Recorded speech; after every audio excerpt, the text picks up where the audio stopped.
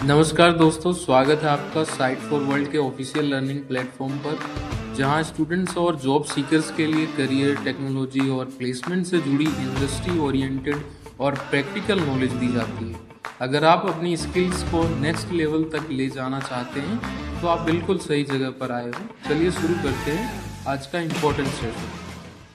नमस्ते स्टूडेंट्स, आज का टॉपिक है डिस्ट्रीब्यूटेड फाइल सिस्टम्स, जिसमें हम HDFS को बिल्कुल डीप में जाके समझेंगे। रेडी हो? फोकस मोड ऑन है ना? मोबाइल साइड में रख दिया? स्क्रीन पे पूरा ध्यान है? चलो शुरू करते हैं।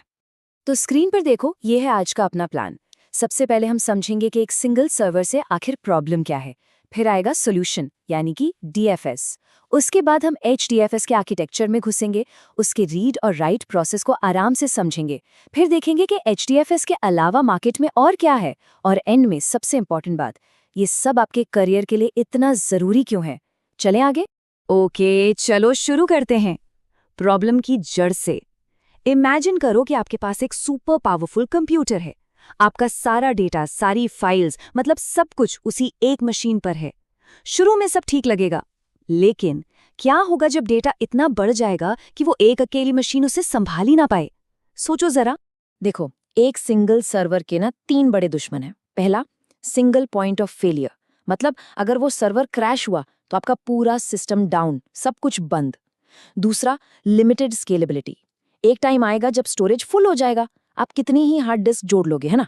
और तीसरा, परफॉर्मेंस बॉटलनेक, जब सारे यूजर्स एक ही मशीन को रिक्वेस्ट भेजेंगे तो सिस्टम स्लो होना ही है, बिल्कुल वैसे जैसे एक ही टिकट काउंटर पर हजारों लोगों की भीड़ लग जाए। लॉजिक समझ आ रहा है ना? तो इस सिंगल सर्वर वाली प्रॉब्लम का सोल्यूशन क्या है? सोल्यूशन है डिस्ट्रीब्यूटेड फाइल सिस्टम यानी DFS। सिंपल भाषा में यहाँ हम एक की ताकत से बहुत सारों की ताकत की तरफ बढ़ते हैं, द पावर ऑफ मैनी। तो आखिर ये DFS है क्या चीज? बेसिकली एक डिस्ट्रीब्यूटेड फाइल सिस्टम डेटा को बहुत सारे अलग अलग कंप्यूटर्स पर स्टोर करता है, लेकिन यूजर को हमेशा ऐसा ही दिखाता है जैसे सारी फाइल्स उसके अपने लोकल कंप्यूटर पर हैं। एक सिंगल क्लीन व्यू। पर्दे के पीछे चाहे 100 मशीन्स काम कर रही हों, यूजर को उससे कोई मतलब नहीं। इसका पहला सुपर पावर है ट्रांसपेरेंसी, मतलब यूजर को ये जानने की बिल्कुल जरूरत नहीं है कि उसकी फाइल नेटवर्क में सर्वर नंबर 10 पर रखी है या सर्वर नंबर 50 पर।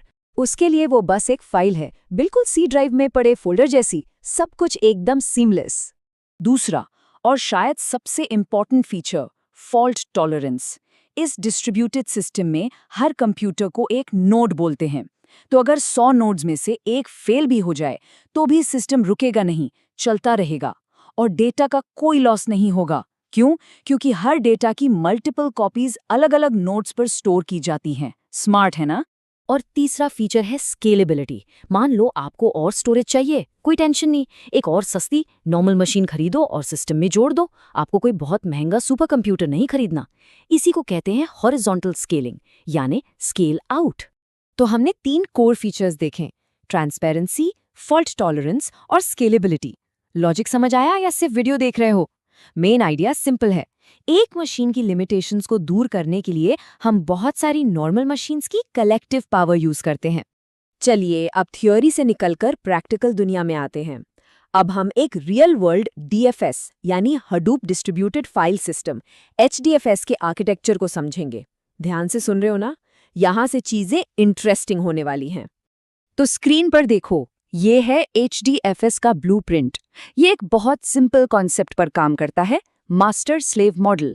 एक मास्टर होता है जिसे हम नेम नोड कहते हैं, और बाकी सब उसके वर्कर्स या स्लेव्स होते हैं जिन्हें हम डेटा नोड्स कहते हैं। डायग्राम में देखो, क्लाइंट पहले नेम नोड से बात करता है इन्फॉर्मेशन के लिए, और फिर डेटा नोड से एक्चुअल डेटा के लिए। तो इनका रोल क्या है? सिंपल रखते हैं। नेम नोड यानी मास्टर एक मैनेजर की तरह है। ये फाइल सिस्टम का सारा हिसाब किताब रखता है कि कौन सी फाइल के कितने टुकड़े, ब्लॉक्स हैं, और वो टुकड़े कौन कौन से डेटा नोड्स पर रखे हैं। इसी हिसाब किताब को कहते हैं मेटा डेटा। और डेटा नोड्स, वो है वर्कर्स। वो एक्चुअल मेहनत करते हैं, डेटा को ब्लॉक्स के फॉर्म में स्टोर करते हैं और नेम नोड के ऑर्डर पर उन्हें क्रिएट, डिलीट या कॉपी करते हैं। कॉन्सेप्ट क्लियर है या कंफ्यूज हो गए? सिंपल है। एक मास्टर है नेम नोड जो सब कुछ मैनेज करता है, और बहुत सारे वर्कर्स हैं, यानी डेटा नोड्स जो एक्चुअल डेटा स्टोर करते हैं। Simple right? ये कॉन्सेप्ट बहुत जरूरी है। अब देखते हैं सिस्टम में काम होता कैसे है। HDFS में फाइल रीड और राइट कैसे होती है। अब बिल्कुल ध्यान से देखना, स्टेप बाय स्टेप प्रोसेस समझा रहा हूं। फोकस बना हुआ है?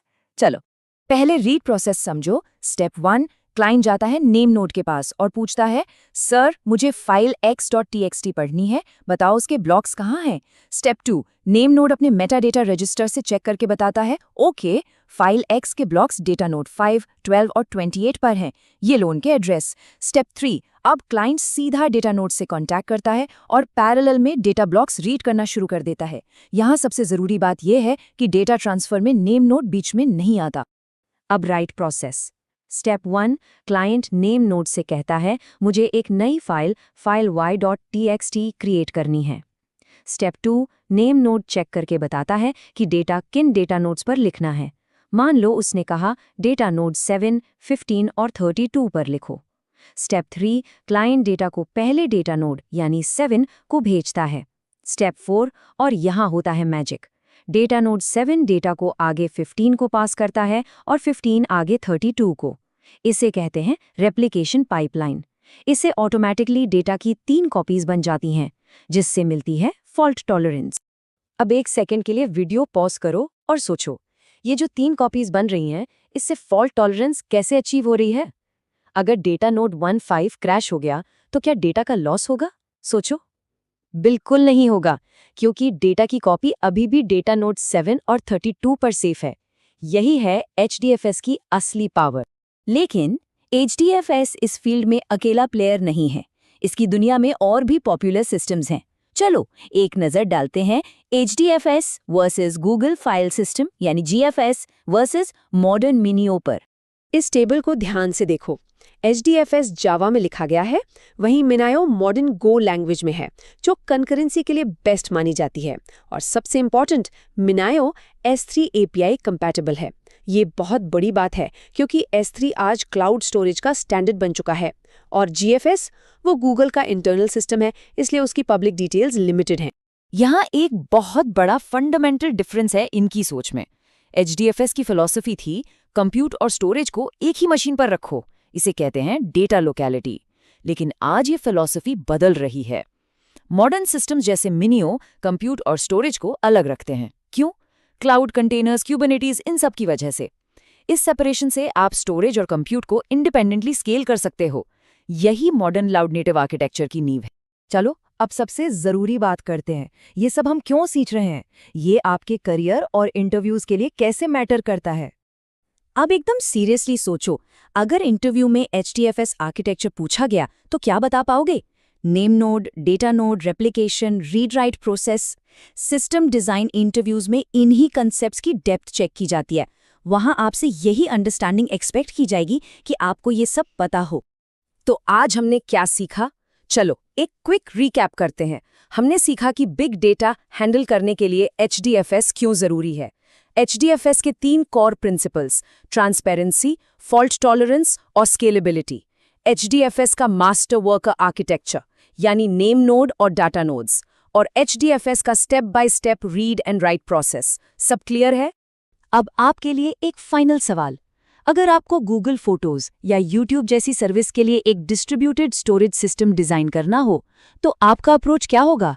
आप HDFS जैसा को-लोकेटेड अप्रोच लोगे या मिनियो जैसा सेपरेटेड क्लाउड नेटिव अप्रोच? इसके बारे में जरूर सोचना। अब आपका काम है इसको रिवाइज करना। कोई डाउट है तो कमेंट सेक्शन में बताओ। नेक्स्ट सेशन में हम MapReduce देखेंगे। All the best and keep learning. हमारे चैनल को सब्सक्राइब कीजिए और वीडियो को अपने दोस्तों के साथ शेयर जरूर कीजिए। कमेंट सेक्शन में अपना डाउट या नेक्स्ट टॉपिक लिखना मत भूलिएगा।